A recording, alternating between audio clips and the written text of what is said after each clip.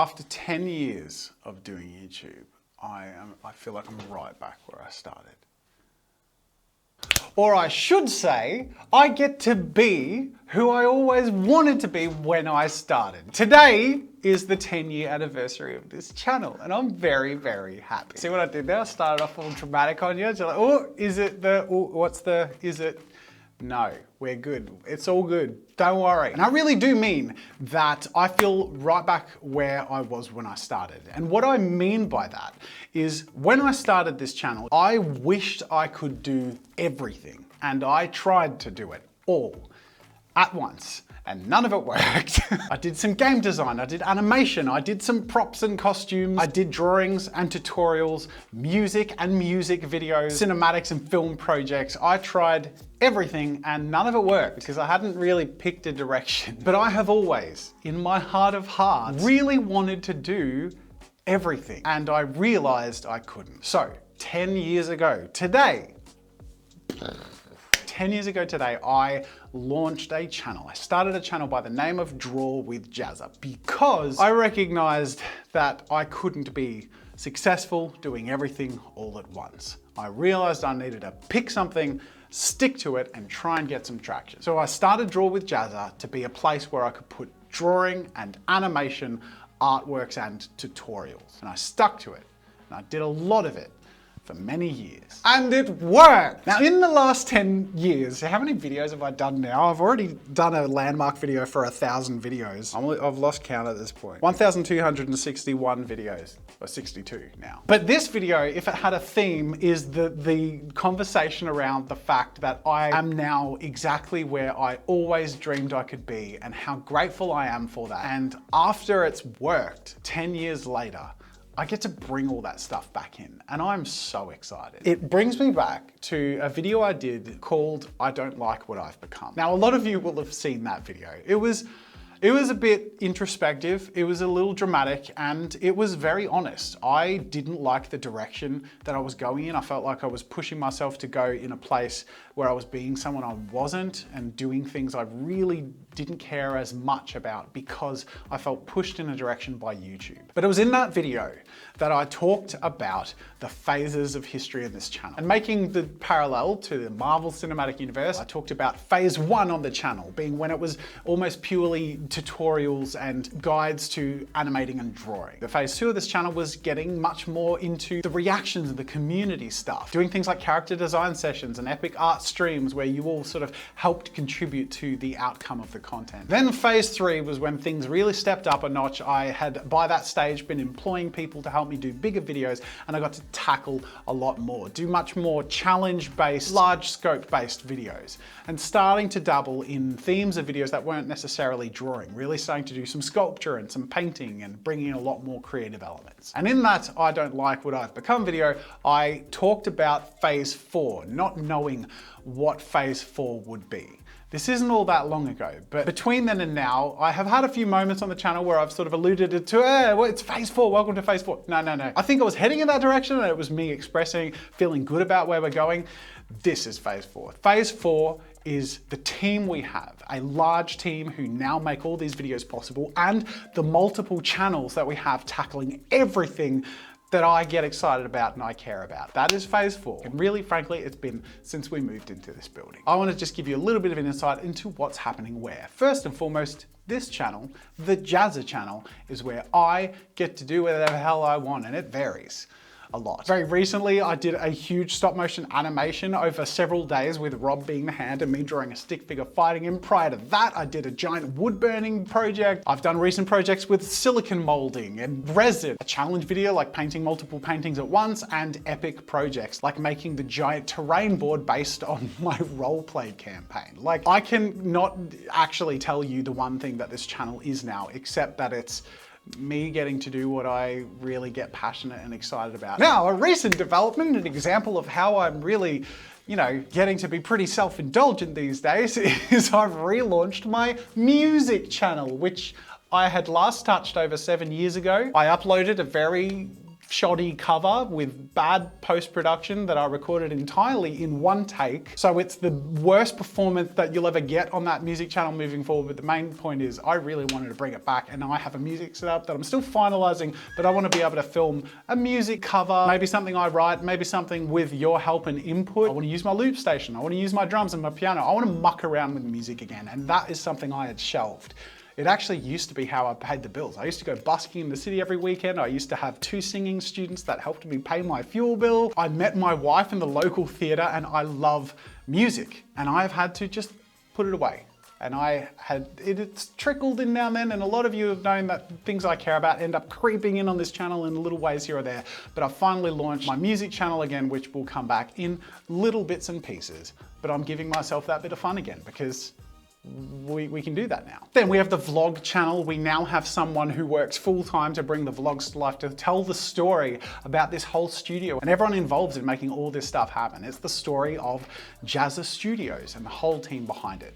And the last vlog that just went up at the same time as this is a bit of a 10th anniversary video, really naming everyone who's been a part of that journey. So I encourage you to go check that out and join in the story of the vlog and this studio behind the scenes. And it's so fun to show how much effort and how much talent and creativity outside of myself goes into making all of this possible. So go check out the Jazza Studios vlog channel and subscribe while you're there. Then we have the Tabletop Time corner of content, both the Tabletop Time minis and terrain channel, where Dave and the team paint incredible paint jobs and make incredible miniature diorama projects. I get to jump in every now and then as well with some stuff I'm personally really passionate about, but it is just so firing for my creativity and so gratifying to see a team of people work on something I just love to my core, and that is now a part of my everyday life walking through this building, and I couldn't be more excited. And then the other part of the Tabletop Time vein of content is Tabletop Time roleplay. We just uploaded the most ambitious video we've done, doing a Dungeons and Dragons game with actual miniatures and sets, and it's just gotten me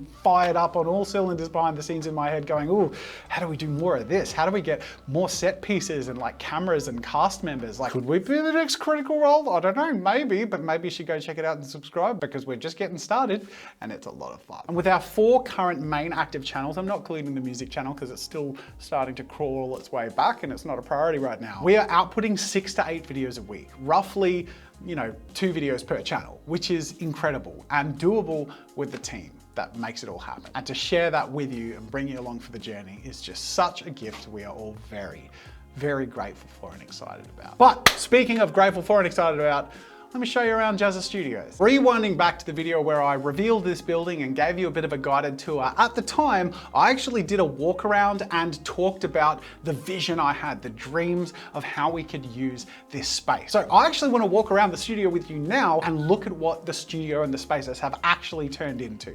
I think that'll be a really fun comparison to like the day we first got the building and the vision it was to now that we've been here for almost a year and what it's turned into. So let's start off with a little bit of a room tour. Starting off over here with, this is the 4th wall. I just broke it. Oh no, I broke it. Anyway, so this was me walking around this room when it was completely empty and I drew what I imagined might be. There we got the backdrop, big red rug, bunch of desky things. They're not exactly the same layout, but look at that desk. That desk is identical.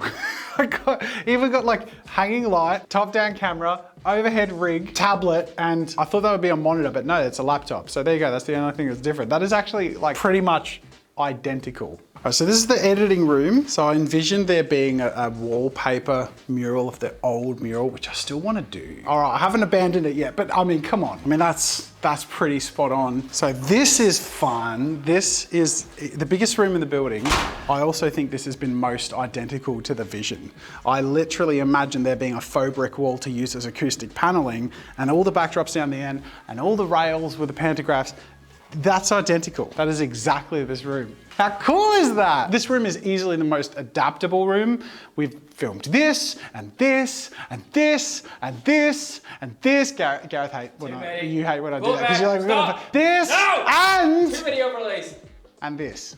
All right. I had to fit that one in. Okay, that was a good one. Yeah.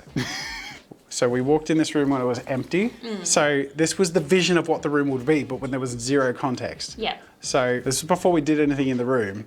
I think it's turned out pretty much I identical. mean, yeah, it's pretty much exactly the same. The only difference is the Vallejo racks over there. Yeah, even got the sign and everything too, yeah. I know, and it does exactly what I wanted it to. I love it. The warehouse. This is the room that I didn't anticipate a lot for, but I also didn't anticipate that I would create a whole new set here. We actually made some of our biggest and messiest projects here, and it's really useful to have a huge space that we can get messy in. That is a video that is coming out on Friday, and it's pixelated because I don't want to give it away, and it's very, very cool. So stay tuned for that. And then last but not least, a big room. So the thing I love about this, again, if we watch this replay through, so when we walked in this room, I had a daydream of what it might be used for, and that's game dev. Now, it's early days yet. Even though it hasn't been even a year yet, I've founded a game company and we have weekly game dev here. It's a slow burn, it's a little trickle at the moment, but years from now, we're gonna be launching our first game and I'm so excited. And it's gonna be one of those slow growers, but eventually it'll be its own thing. And that is just so exciting to me. The only thing that this room is missing is beanbags. So I gotta get on that. Happy 01, hang on. That does not look right. Huh? That does not look right. I don't know what you're talking about. Get your mind out of the gutter. I think we'll finish off our studio tour here. This is the dream studio that I illustrated when I was about 13 years old. My dream Jazza studios. And while the building isn't identically the same, it has everything in it that I could imagine or hope for, which is, frankly, the activities. Happy anniversary! Oh, we got here in 10 years. Now we can do everything. Where are we gonna be 10 years from now? I actually didn't know we'd be here a year ago. 10 years from now, I'm gonna say we'll be like Google, like the Google of art. It'll be like, we'll have a skyscraper, there'll be a helipad. There's gonna be... The thing is, I actually believe you. I actually believe you could. Nah, where do I want to be? Honestly, 10 years from now, I just want to be as excited about everything we're making in the next week as I am this week. And that's a super cool place to be. Some would say celebration worthy. YouTube has ebbs and flows, but now that we have multiple veins of content to focus on, it doesn't crush my spirits when one piece of content underperforms, because there's 3 other pieces of content that went out that day and one of them did really well, and it's just really fun to feel like, you know what? We can have multiple focuses and they can all have their own ebbs and flows, and I no longer feel beholden to the algorithm in the way that I did when I filmed that video that I don't like what I've become, because we get to focus on everything I could creatively ever want to do.